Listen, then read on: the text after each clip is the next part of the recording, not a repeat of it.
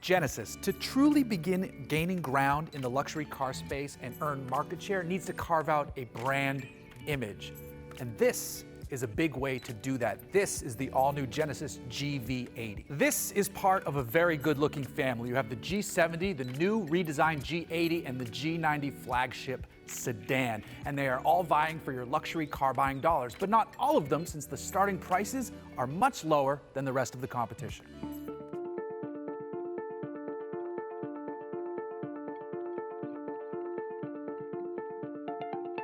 Somehow, the GV80 manages to be both familiar and all new at the same time. There are elements that remind me of Infiniti. There are even pieces that are maybe Bentley-esque, but when you look at it, it is something new, unique, and different, and that is very important for Genesis to carve out its space in a crowded segment. This, after all, is their first ever SUV for the brand. Now, to turn to specific design elements, there are some great hits and only a few misses. I really like the headlight treatment. The grille is bold and in your face without being too insane or aggressive like something, say, from Lexus. The wheels are kind of funky in an almost 3D printed way here. And this fender vent treatment isn't that bad. I would ditch some of the lower chrome though. So under the hood of the GV80, you have two engine choices. The GV80 2.5T has a 2.5-liter turbocharged 4-cylinder. Now, don't be afraid that it's a Turbo 4. Forced induction is your friend here.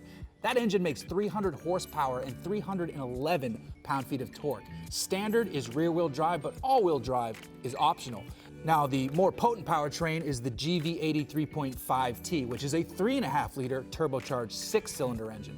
That one makes 375 horsepower and 391 pound-feet of torque, and it's all-wheel drive across the board. For both of them, they're backed up by an 8-speed automatic gearbox. So the GV80 is a real-deal 3-row SUV. There's good storage space with these seats stowed, but power, because this is a fancy, real-deal luxury vehicle.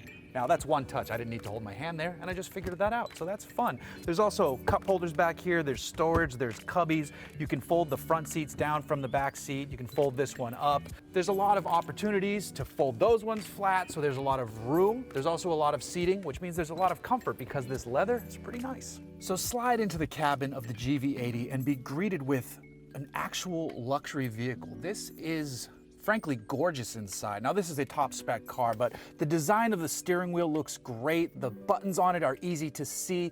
The gauge cluster has a really nicely designed screen, which also looks wonderful. And then I like this almost minimalist luxury screen up here, where it looks like a high-def 4K screen with lots of information displayed, or as little as you want. Now you move to the touch points. There's nice knurling on some of the buttons. Now, they feel a little plasticky, but they look nice and they feel good to the touch. There's one over here. The way the shifter has like a crystal display behind it, and it moves with the heft.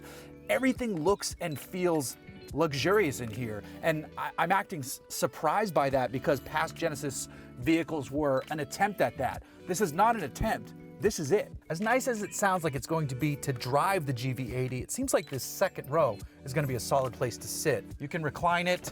If you don't like how this person is sitting in front of you, you can move their seat. You have some sunroof, some light action coming in. There's a very nice armrest here with some cup holders, and you have climate controls back here and power options as well. The seating is comfortable. It almost has a stadium seating feel where I'm looking down on the people in front of me, which is always fun to do.